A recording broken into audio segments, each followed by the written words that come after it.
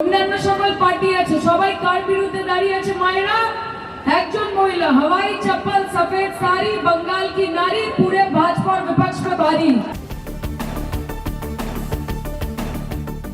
যাদবপুরের সাংসদ সায়নী ঘোষ জামুরিয়া বিধানসভা কেন্দ্র থেকে তৃণমূল কংগ্রেস প্রার্থী হরেরাম সিং এর সমর্থনে চিচুড়িয়া দলদলি কালী মন্দির মাঠে একটি জনসভা করেন। তার জ্বালাময়ী বক্তৃতা এবং স্বতন্ত্র শৈলীর জন্য পরিচিত অভিনেত্রী ও সাংসদ সায়নী ঘোষ তার ভাষণে বলেন যে হরেরাম সিং 2021 সালে জামুরিয়ায় 44 বছরের অভিশাপের অবসান ঘটিয়ে ইতিহাস সৃষ্টি করেছেন। এই বিজয় ধরে রাখতে জামুরিয়ার জনগণকে আবারও বিপুল ভোটে হরেরাম সিংকে নির্বাচিত করতে হবে। তিনি বলেন যে একদিকে রয়েছে ইডি, সিবিআই, আয়কর বিভাগ এবং অন্যদিকে কংগ্রেস, বিজেপি, সিপিএম ও অন্যান্য বিরোধী দল সবাই এক নারীর বিরুদ্ধে, সেই হাওয়াই চটি ও সাদা শাড়ি পরার নারী। তিনি বলেন আমাদের নেত্রী মমতা বন্দ্যোপাধ্যায় সমগ্র বিজেপি এবং বিরোধী দলগুলোর চেয়েও শক্তিশালী।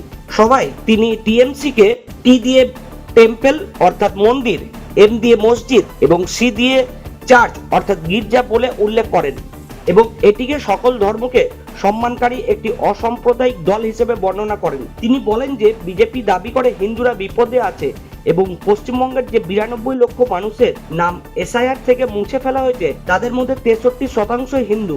এটা জলের মতো পরিষ্কার যে বিজেপির কারণে হিন্দুরা বিপদে আছে।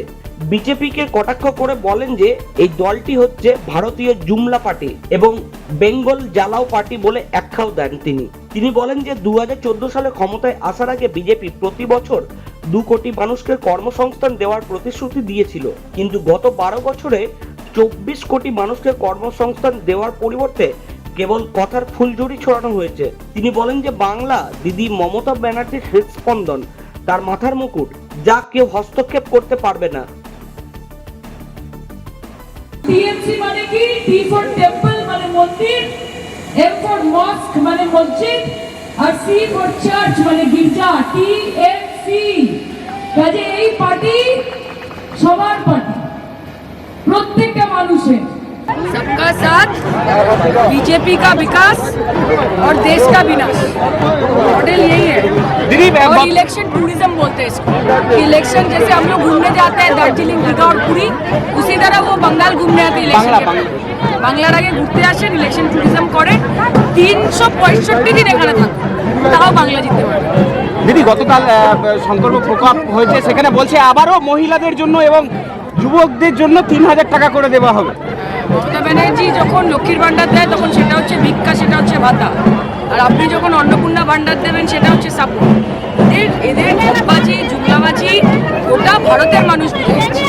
এখন অব্দি 15 লক্ষ টাকা কারোর অ্যাকাউন্টে একদম দিদি, যেটা নারী দিবসে কোনো বেকার যুবক চাকরি পায়।